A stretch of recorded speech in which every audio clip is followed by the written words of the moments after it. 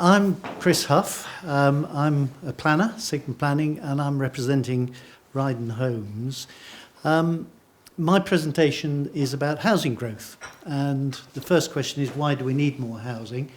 There's three main levels of that. We need it at a national level, and you all have heard all the debate there is about not enough house building across the country. We need it at the district level, rather district and the housing market area, and that is housing numbers, and it's called strategic housing. And then more importantly, we need it at a local level to meet local needs and to promote the rural economy. So how do we go about that? Basically, Rydon look for sites, and their particular specialism is in terms of small, tailored sites in villages rather than volume building. And these are just some examples of them. They're established in 1978 and they've been delivering bespoke, high-quality, sustainable development throughout Surrey, Kent, Sussex and Hampshire for 35 years. So this is their particular niche. Move on. What they do is they look for sites through a process which is called a SLA, Strategic Housing Land Availability Assessment, which is a process carried out by Rother District Council in this area to identify candidate housing sites, and they assess them for their suitability for housing. And a number of sites in the village, of which we're looking at one here, are identified. So Rydon have come to the village primarily because there is a suitable site that has been identified in the SLA. Now, the site was, just so we identify where the site is first, can you go back? The site we're looking at is on the eastern side of the village. You'll all be very familiar with it. It fronts onto Pashley Road, and you can see it on the right-hand side there. So, having found the site and reached terms with the landowner, they've been going through planning engagement with the community because that's very important to them. And we've, over the last 12 months, we've met with the parish councils to discuss the scheme. We attended the parish meeting. You may have seen me there at that. And it was apparent from that engagement that there was no local support for an element of employment. Now, when the SLA was produced, it had half the site for employment uses and half for housing. What we've just been talking about, employment, we investigated that and we found that there are a lot of potential employment sites and existing employment sites in exactly the positions that you're talking about, little farmsteads, conversions, workshop areas. There wasn't a shortage of those, and there's more potential, there's more coming through, as Tony referred to. So there wasn't a demand for a purpose-built new industrial sort of workshop estate, even if it was on a village design. So we were pushed primarily by the village towards doing a completely residential scheme on the site.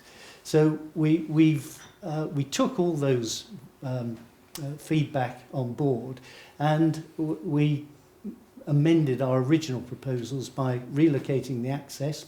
Originally it was in the middle. We brought it to the shared access. We're proposing traffic calming measures on the Pashley Road and reduce the numbers from 18 to 16. Thanks.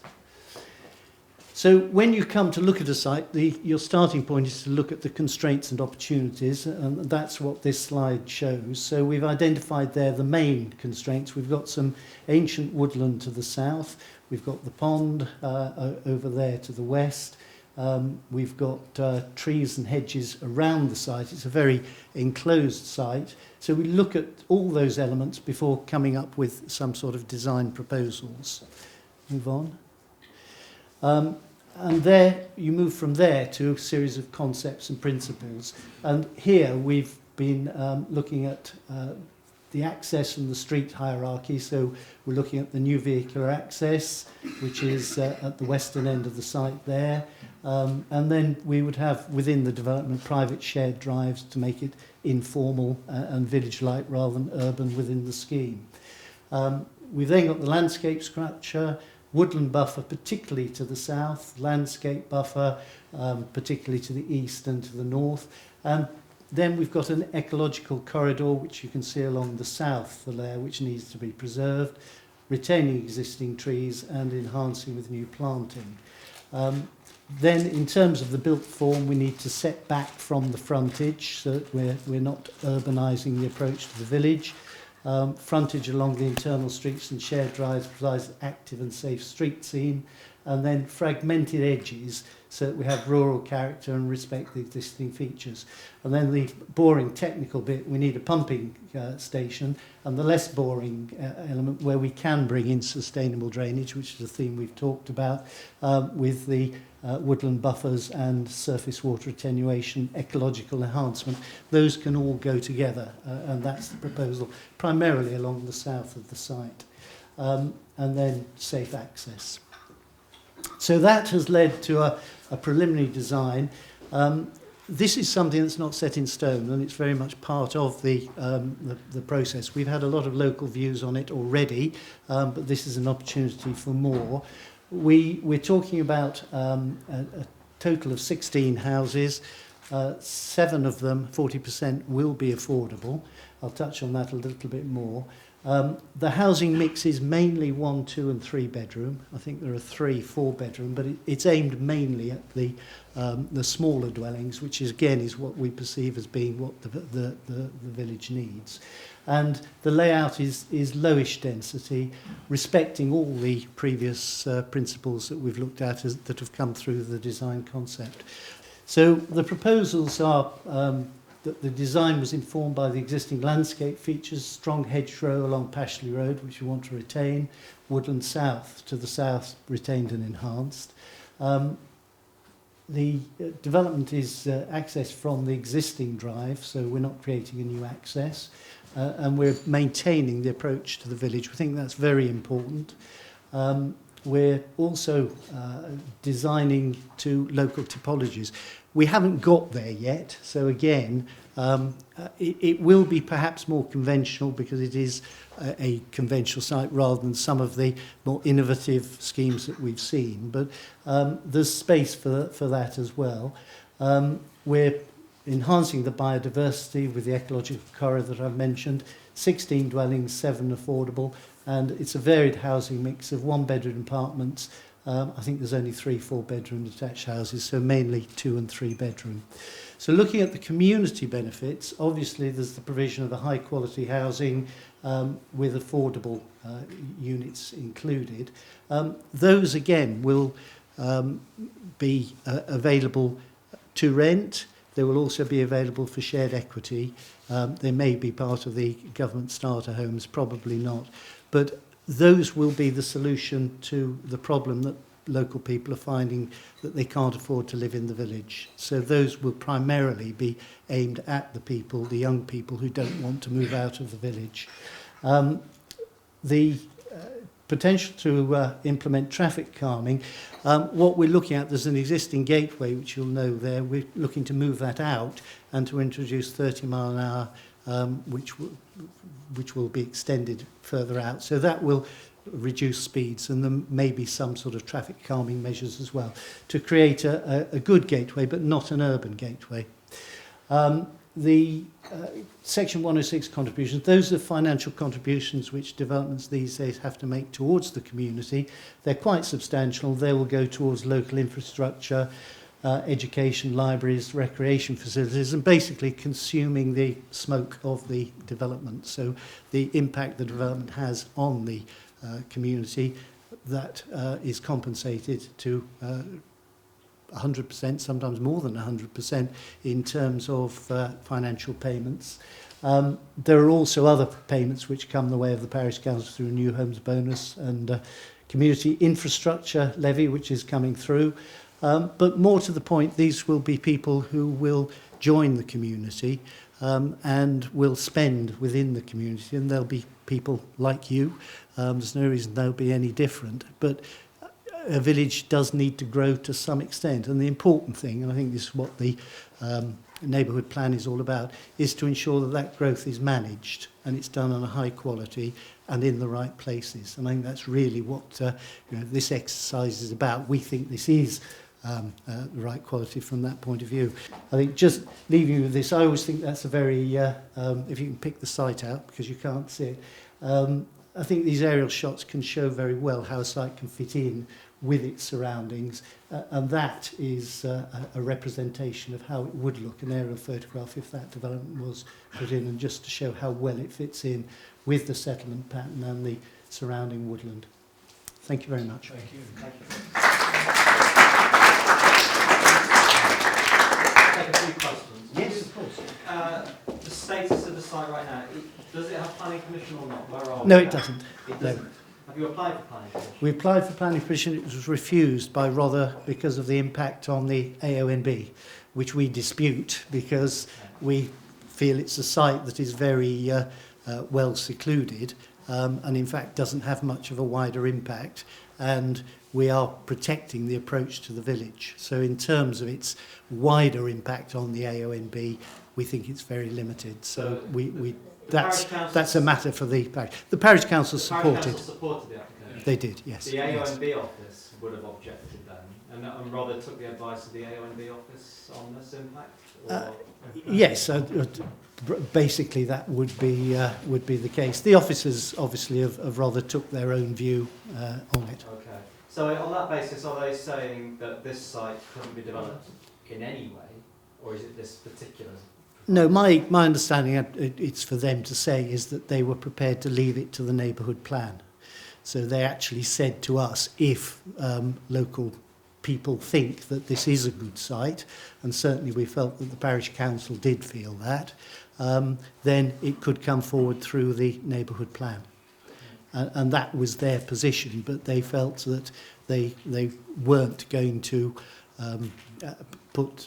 give an approval before that. Understand about the AONB issue and whether or not, say, it's not the site, but maybe the number of houses was too great and the impact, or were they not as clear as that?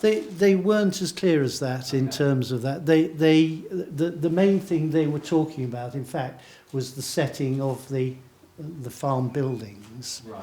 But in fact, they're not listed buildings, and they are grouped around the pond, and you can see that in fact, in terms of the density of development and everything, that is all taken into account, and it's all coherent. So again, how that affects the AONB was something we're not quite just for the sure benefit of the group, before we open up some of the questions, when was the refusal? Was it earlier this year?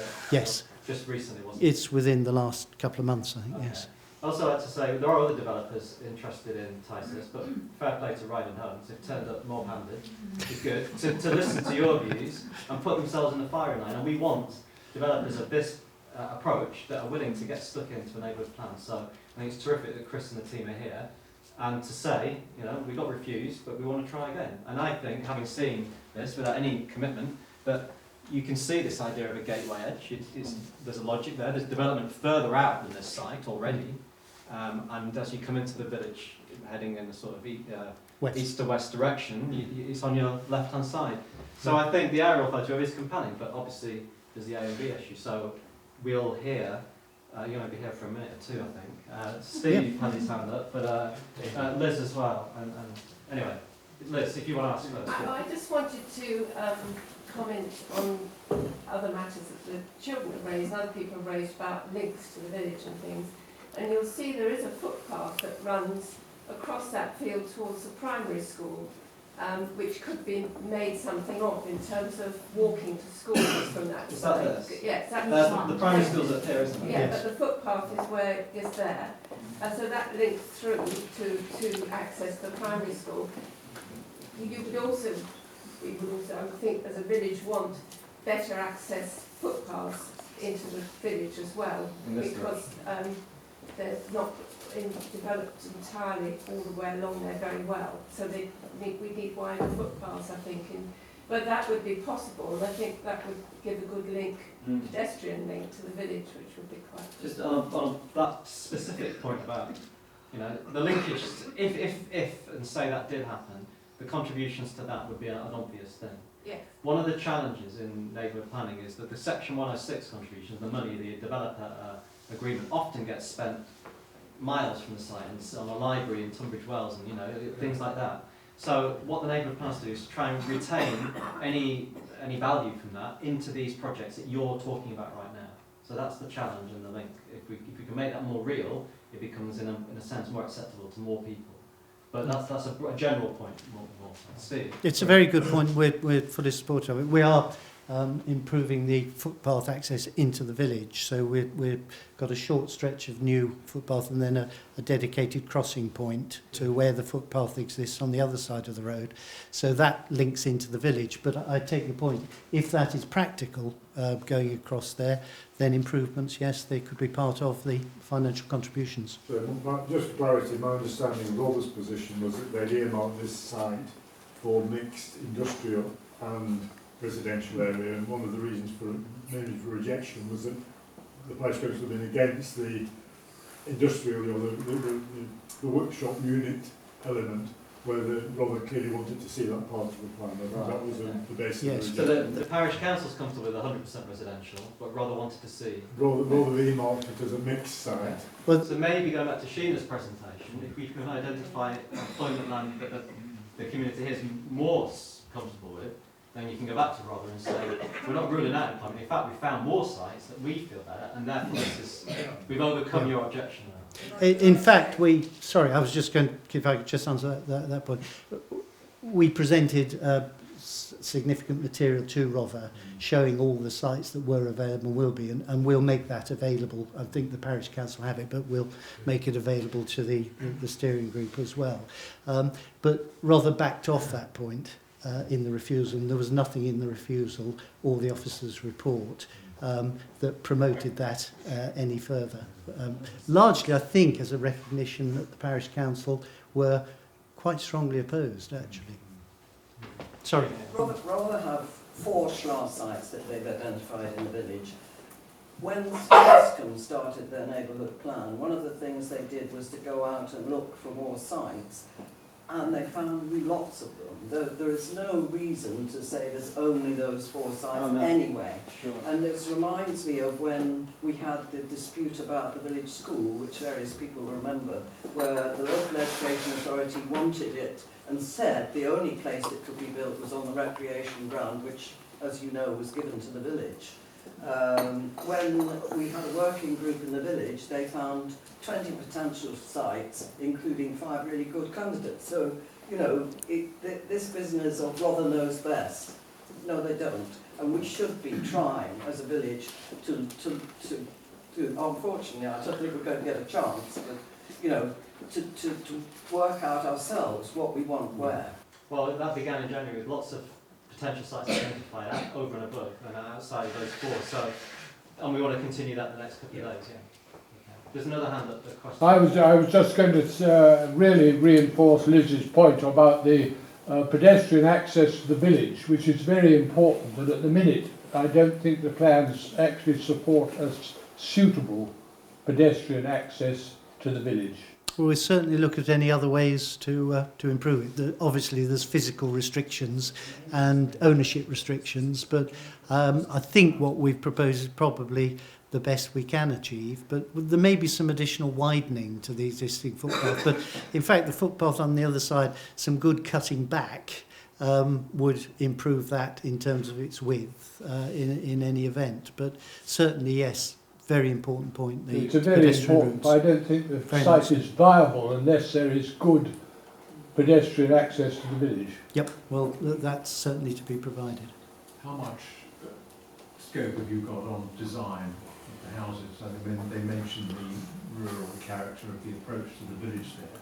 Yeah. Do you just have certain set standard designs for houses of a certain price, or do you have scope to make them look more rural, if you like, more like farm buildings or traditional farm buildings? The design approach is tailored to the site and will take from the local typology. So Rydon don't have a standard house type that they'll just say we'll have 3 number 6s and whatever. Right. They'll design for each site. Right. But they will also design for build price, because they have to make a profit.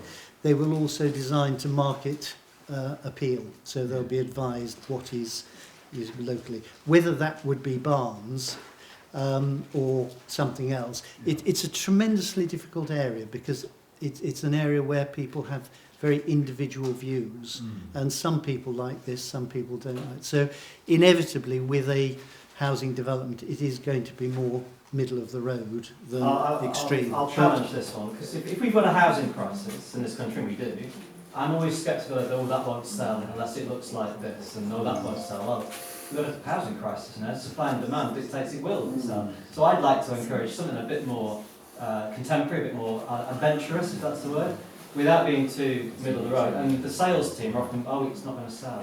But I'm not sure that washes in the current climate. So I wouldn't. Yeah. I think there needs to be a deeper exploration about a village style, particularly on this edge.